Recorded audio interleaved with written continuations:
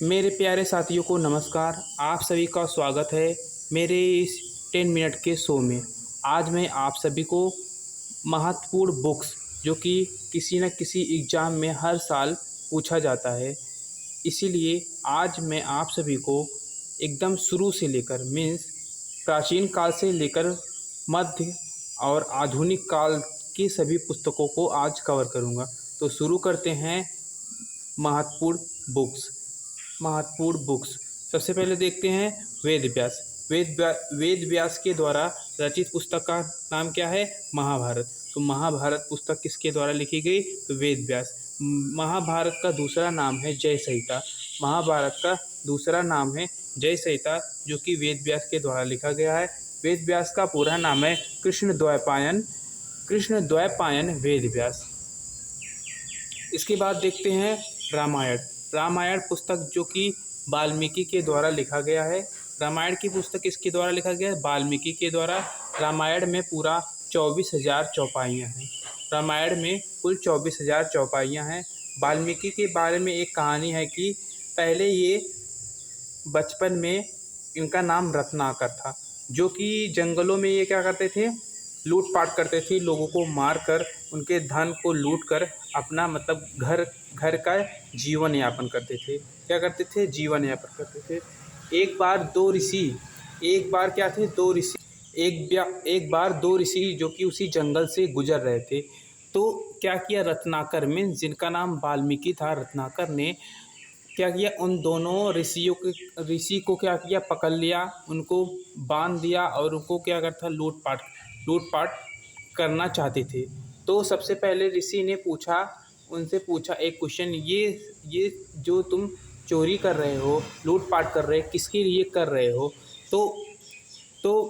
तो रत्नाकर ने बोला कि ये हम अपने माता पिता, अपने परिवार के लिए, अपने पत्नी के लिए ये सब कर रहे हैं। तो उस ऋषि ने कहा कि ये बात सत्य है? आप तो एक तब रत्नाकर ने उन दोनों ऋषियों को क्या किया, एक पेड़ में बांध दिया और बांध कर अपने घर गए और वहाँ पर पूछा अपने पत्नी से, अपने माता से, अपने पिता से, अपने परिवार वालों से पूछा कि जो हम रोज़ लूटपाट, हत्या, डकैती करते हैं, क्या आप सभी लोग उसमें भागीदारी बनेंगे? तो उसकी पत्नी ने, उसके परिवार वालों ने कहा कि नहीं, ये पाप तुम कर रहे हो, तो मैं उसमें भागीदारी क्यों बनूं? तो तुरंत जो रत्नाकर था, रत्नाकर लौट कर आया और जो दोनों ऋषि थे उनको मतलब जो पेड़ में बांधा था उनको छोड़कर उनके चरणों में गिर गया और बोला कि मुझे माफ़ कर दीजिए। तो उसी दिन से रत्नाकर क्या हुआ, सुधर गया और क्या हुआ, राम नाम के जाप में लीन हो गया। तो वो इतना पाप किया था कि वो राम का नाम नहीं ले पा रहा था। तो जो दो ऋषि थे उनको मतलब रत्नाकर को क्या किए, मरा कह के मतलब धीरे धीरे वो मरा कहते कहते राम राम बोलने लगा। उसी दिन से वो रत्नाकर क्या बन गया, वाल्मीकि बन गया। क्या बन गया? वाल्मीकि। तो वाल्मीकि ने इसकी रचना की, रामायण की। अब आगे देखते हैं चाणक्य। चाणक्य का दो नाम और है, चाणक्य को विष्णुगुप्त और कौटिल्य भी बोलते हैं। चाणक्य के पिता का नाम था चणक ऋषि। चाणक्य के पिता का क्या नाम था? चणक ऋषि। उन्हीं के नाम से चाणक्य इनका नाम पड़ा। चाणक्य के द्वारा रचित पुस्तक है अर्थशास्त्र, जो कि राजनीति पर आधारित है, राजनीति पर आधारित है। इसमें अर्थशास्त्र में कुल 7 भाग हैं, जिसमें पहला भाग राजा है और जो 7वां भाग है उसे बोला जाता है मित्र। और इसमें अमात्य भी है, ऐसे बहुत से भाग हैं, लेकिन जो मेन भाग है 7 है। पहला राजा और दूसरा अमात्य और जो 7वां है उसे क्या बोला जाता है? मित्र। अब इसके बाद देखते हैं मेगस्थनीज जो कि एक यूनानी राजदूत था। मेगस्थनीज जो कि एक यूनानी राजदूत था, इसके द्वारा रचित पुस्तक है इंडिका। अब इसके बाद देखते हैं कालिदास के भी बारे में एक लंबी कहानी है। तो कालिदास के द्वारा 7 पुस्तकें लिखी गई हैं, जो कि मेघदूत है।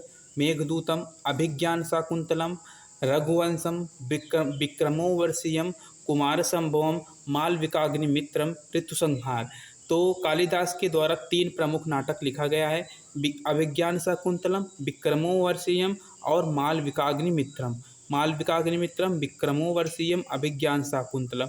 ये मतलब ये क्या है, 3 नाटक है। अभिज्ञान शाकुंतलम में राजा दुष्यंत और शकुंतला के प्रेम कहानी का वर्णन किया गया है। कहा जाता है कि शकुंतला ऋषि क्या है, ऋषि कण्व की क्या है, पुत्री है। और इनकी माता शकुंतला की जो माता है मेनका, जो कि इंद्रलोक की क्या थी, अप्सरा थी।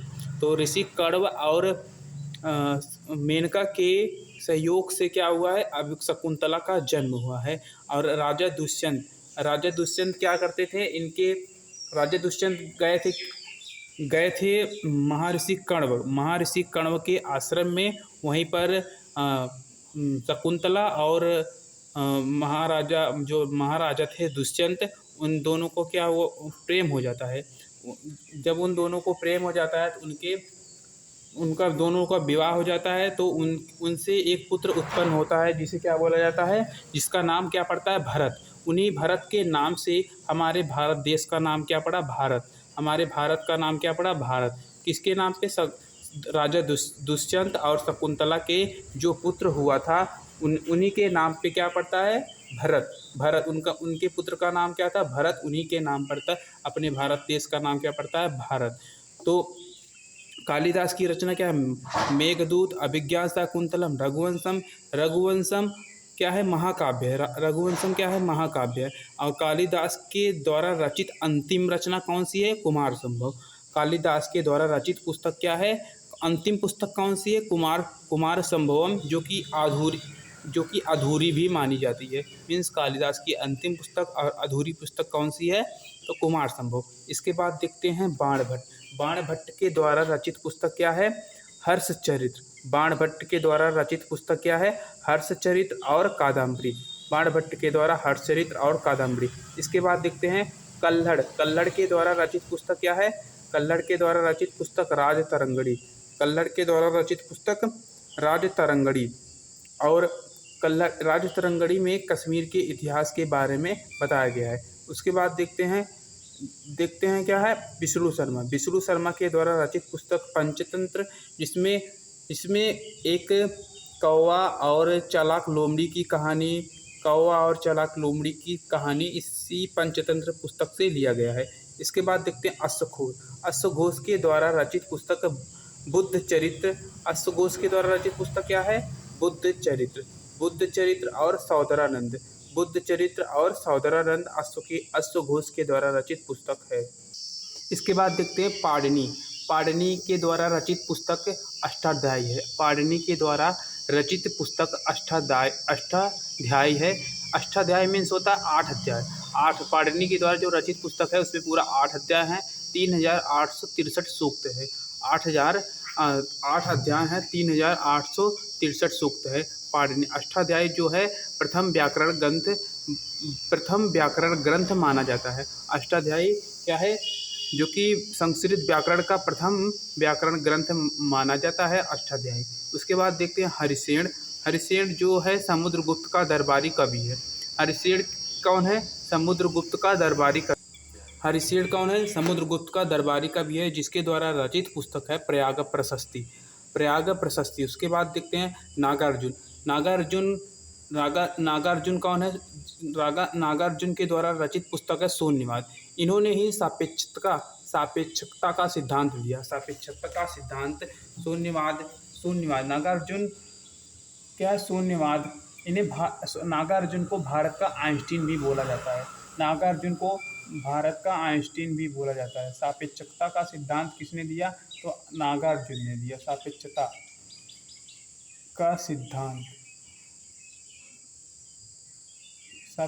का सिद्धांत किसने दिया, नागार्जुन ने। और इनको क्या बोला जाता है, भारत का आइंस्टीन बोला जाता है। वसुमित्र के द्वारा रचित पुस्तक महाविभाग सूत्र। वसुमित्र के द्वारा रचित पुस्तक महाविभास सूत्र, इसे महाविभास सूत्र को क्या बोला जाता है? बौद्ध धर्म का विश्वकोश, बौद्ध धर्म का विश्वकोश भी बोला जाता है। वसुमित्र के द्वारा रचित पुस्तक महाविभास सूत्र, इसे बौद्ध धर्म का विश्वकोश बोला जाता है। बौद्ध धर्म का विश्वकोश, इसे बौद्ध धर्म का विश्वकोश भी बोला जाता है। बौद्ध धर्म का विश्वकोश भी बोला जाता है। विशाखदत्त के द्वारा रचित पुस्तक मुद्रा राक्षस, विशाखदत्त के द्वारा रचित पुस्तक भी मुद्रा राक्षस। क्षुद्रक के द्वारा रचित पुस्तक क्या है? मृच्छकटिकम। क्षुद्रक के द्वारा रचित पुस्तक क्या है? मृच्छकटिकम। हर्षवर्धन के द्वारा रचित पुस्तक क्या है? रत्नावली। जबकि ये हर्षवर्धन ने नहीं लिखा था, ये किसी के द्वारा लिखवाया गया था, लेकिन ये हर्षवर्धन की पुस्तक है। कौन सी? रत्नावली, नागानंद और प्रियदर्शिका। हर्षवर्धन की रचित पुस्तक है रत्नावली, नागानंद और प्रियदर्शिका। उसके बाद देखते हैं मध्यकालीन भारत की प्रमुख पुस्तकें। मध्यकालीन भारत की प्रमुख पुस्तकें। पहला पुस्तक है अलबरूनी। अलबरूनी के द्वारा रचित पुस्तक ताहकीक ए हिंद, जिसे हम किताबुल ए हिंद भी बोलते हैं। ताहकीक ए हिंद या किताबुल ए हिंद, ताहकीक ए हिंद या किताबुल ए हिंद, क्या बोलते हैं? किताबुल ए हिंद, ताहकीक ए हिंद या किताबुल ए हिंद कि अलबरूनी के द्वारा लिखा गया है। अलबरूनी जो है महमूद गजनवी के द्वारा भारत में आया था। महमूद गजनवी के साथ भारत में अलबरूनी आया था और इसकी पुस्तक है ताहकीक ए हिंद और किताबुल ए हिंद। इसके बाद देखते हैं इब्न बतूता। इब्न बतूता कौन है? इब्न बतूता मोहम्मद बिन तुगलक एक मोरक्को से आया था। अफ्रीकीय यात्री है, मोरक्को का यात्री है या मरु प्रदेश का यात्री है। ये मोहम्मद बिन तुगलक के साथ भारत में आया था।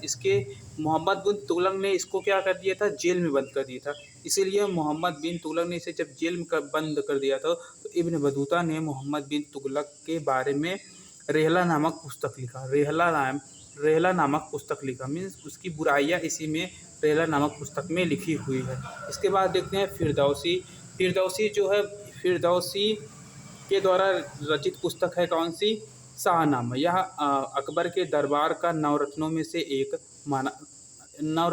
एक है। तो फिरदौसी ने शाहनामा की रचना की है।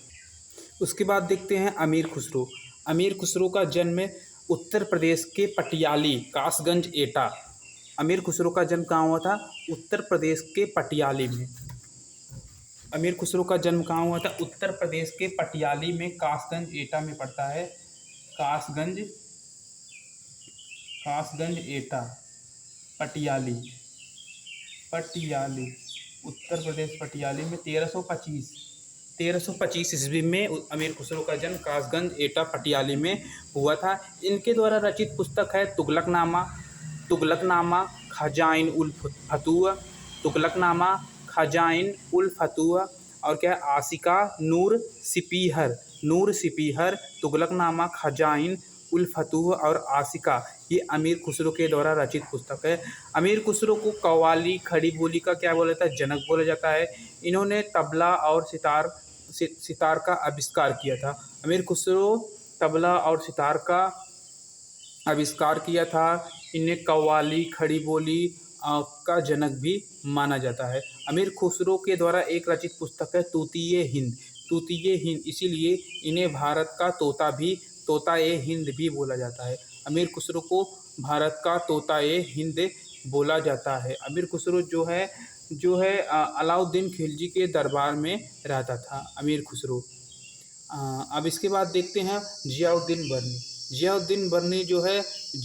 बर्नी के द्वारा रचित पुस्तक है तारीख़ फिरोज शाही। जियाउद्दीन बर्नी के द्वारा रचित पुस्तक क्या है? तारीख़ फिरोज शाही। उसके बाद देखते हैं बाबरनामा जो कि तुर्की भाषा में रचित है। मुगल काल का शासक कौन है? बाबर जो कि अपनी आत्मकथा किस भाषा में लिखी है? बाबरनामा, जो कि एक तुर्की भाषा में लिखा गया है। किसमें? तुर्की भाषा में। बाबरनामा किस में लिखा गया है? तुर्की भाषा में। इसके बाद देखते हैं गुलबदन बेगम जो कि बाबर की क्या थी? नहीं, बाबर नहीं, हुमायूं की क्या थी, पुत्री थी। तो गुलबदन बेगम हुमायूं की पुत्री थी। गुलबदन बेगम के द्वारा रचित पुस्तक क्या है, हुमायूं नामा। क्या है, हुमायूं नामा। उसके बाद देखते हैं अबुल फजल। अबुल फजल जो है अकबर के नवरत्नों में से एक था। अबुल फजल अकबर के नवरत्नों में से एक था। इसके द्वारा रचित पुस्तक अकबरनामा। अकबरनामा और अकबरनामा इसको फारसी भाषा में लिखा गया। अकबरनामा किस भाषा में लिखा गया है, फारसी में। अकबरनामा फारसी में लिखा गया। अकबरनामा फारसी भाषा में लिखा गया है। अबुल फजल के द्वारा रचित पुस्तक अकबरनामा। और इसे और क्या बोला जाता है, आईने अकबरी। अकबरनामा के तीन भाग हैं जिसमें एक अकबरनामा है और अंत वाला क्या है, आईने अकबरी। जो बीच वाला है उसमें अकबर की विजय की बात बोली गई है, लिखी गई है। इसके बाद है जहांगीर। जहांगीर के द्वारा रचित पुस्तक है तुजू के जहांगीरी। जहांगीर के द्वारा रचित पुस्तक है तुजू के जहांगीरी। इसके बाद देखते हैं मलिक मोहम्मद जायसी। मलिक मोहम्मद जायसी के द्वारा रचित पुस्तक मलिक मोहम्मद जायसी के द्वारा रचित पुस्तक क्या है, पद्मावत। मलिक मोहम्मद जायसी के द्वारा रचित पुस्तक क्या है, पद्मावत। आप सभी को बता दें कि मलिक मोहम्मद जायसी शेरशाह सूरी के दरबारी कवि थे। मलिक मोहम्मद जायसी जो थे शेरशाह सूरी के दरबार में रहते थे। उन्होंने ही पद्मावत की रचना की है। पद्मावती कौन थी, पद्मावत जो रचना है वो किस पर आधारित है, राजा रतन सिंह और उनकी पत्नी थी पद्मावती। पद्मावती के ऊपर लिखी गई है। अब इसके बाद आ जाते हैं आधुनिक भारत में। आधुनिक भारत में, मॉडर्न इंडिया में, आधुनिक भारत में अब देखते हैं महात्मा गांधी। सबसे पहले देखते हैं महात्मा गांधी। महात्मा गांधी को सब जानते हैं। महात्मा गांधी का जन्म 2 अक्टूबर 1869 ईस्वी में गुजरात के पोरबंदर में हुआ था। अब इसके बाद देखते हैं महात्मा गांधी का जो रचनाएं हैं। सबसे पहले देखते हैं हिंद स्वराज। हिंद स्वराज महात्मा गांधी के द्वारा रचित पुस्तक है हिंद स्वराज, जो कि उन्होंने यरवदा जेल में लिखा था। यरवदा जेल में हिंद स्वराज की रचना की थी, जो कि 1909 ईस्वी में हिंद स्वराज की रचना की थी। उसके बाद my early life Mahatma Gandhi के द्वारा रचित पुस्तक है। उसके बाद है माई एक्सपेरिमेंट विथ ट्रूथ। जब महात्मा गांधी अफ्रीका जा रहे थे जहाज में बैठकर समुद्र में, उस समय जब उनका इंटरव्यू लिया जा रहा था, उस समय महात्मा गांधी ने माई एक्सपेरिमेंट विथ ट्रूथ की क्या की थी, रचना की थी। उसके बाद महात्मा गांधी के द्वारा रचित महत्वपूर्ण पत्रिकाएं हैं। हरिजन पत्रिका की इन्होंने रचना की, यंग इंडिया पत्रिका की रचना की और नवजीवन पत्रिका की भी इन्होंने महात्मा गांधी ने रचना की है।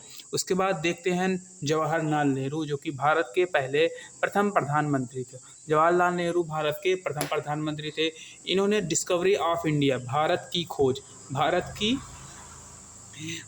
खोज नामक पुस्तक की रचना की है। इन्होंने डिस्कवरी ऑफ इंडिया पुस्तक जो लिखी है, इन्होंने अहमदनगर के किला जेल में जब ये जेल में बंद थे, तब इन्होंने डिस्कवरी ऑफ इंडिया की रचना की। किस जेल में बंद थे, तो अहमदनगर किला जेल में जब ये बंद थे, तब इन्होंने डिस्कवरी ऑफ इंडिया की रचना की। और दूसरी पुस्तक है ग्लिम्पसेस ऑफ वर्ड। और सबसे इम्पोर्टेंट एक है पिता के पत्र पुत्री के नाम। ये भी पंडित जवाहरलाल नेहरू के द्वारा लिखी गई है। इसके बाद है उनकी एक पत्रिका है द नेशनल हेराल्ड भी पंडित जवाहरलाल नेहरू के द्वारा रचित पुस्तक है। उसके बाद देखते हैं बाल गंगाधर तिलक, जिन्हें क्या बोला जाता है, पंजाब केसरी भी बोला जाता है। इनके द्वारा रचित पुस्तक है गीता रहस्य। उसके बाद और क्या है, आर्कटिक्स होम ऑफ आर्यन। इन्होंने ही बताया था कि आर्य लोग कहाँ से आए थे, मध्य एशिया से। कहाँ से आए थे, मध्य एशिया से। तो आर्कटिक्स होम ऑफ आर्यन किसकी रचना है, बाल गंगाधर तिलक। इन्होंने ही मराठा पत्रिका इंग्लिश भाषा में लॉन्च किया था सबसे पहले, और केसरी पत्रिका को मराठी भाषा में, इसीलिए इनको क्या कर दिया था, जेल में डाल दिया गया था। इसके बाद देखते लाला लाजपत राय। लाला लाजपत राय जो कि एक गरम दल के नेता है, लाला लाजपत राय के द्वारा रचित पुस्तक है unhappy India.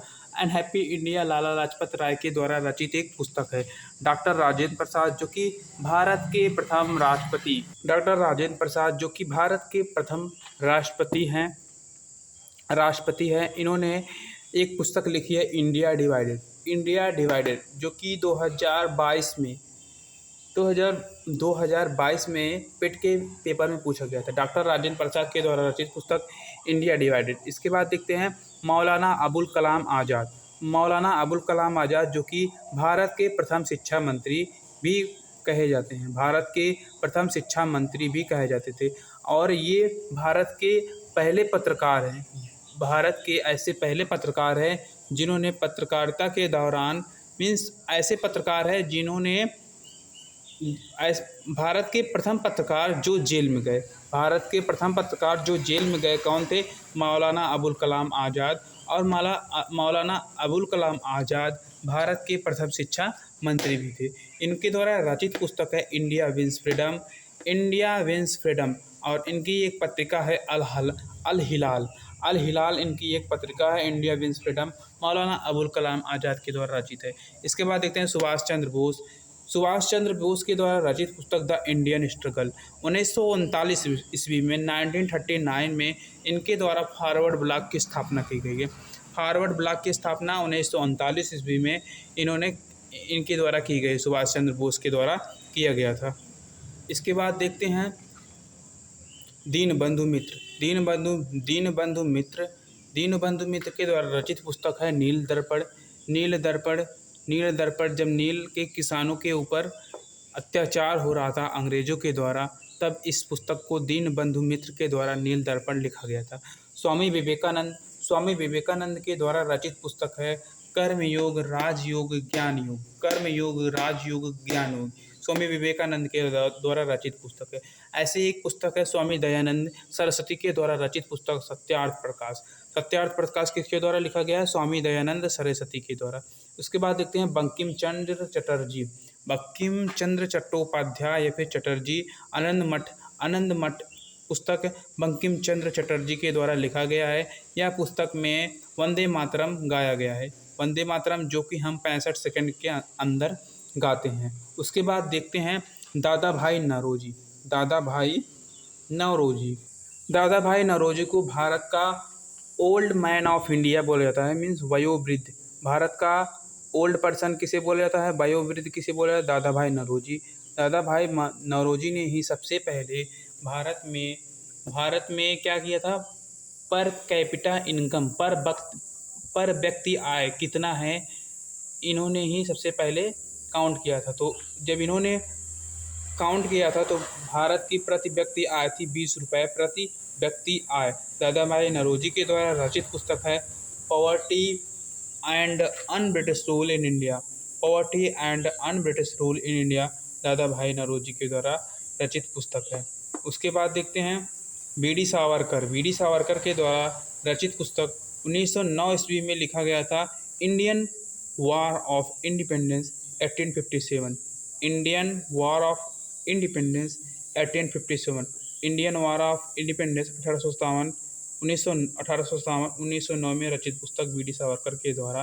B D Savarkar ने ही 1857 के संग्राम को ही सबसे पहले इन्होंने स्वतंत्रता संग्राम कहा था। तो आप सभी को वीडियो अच्छी लगी हो तो please like share and subscribe कीजिए। आप सभी का बहुत बहुत धन्यवाद। जय हिंद।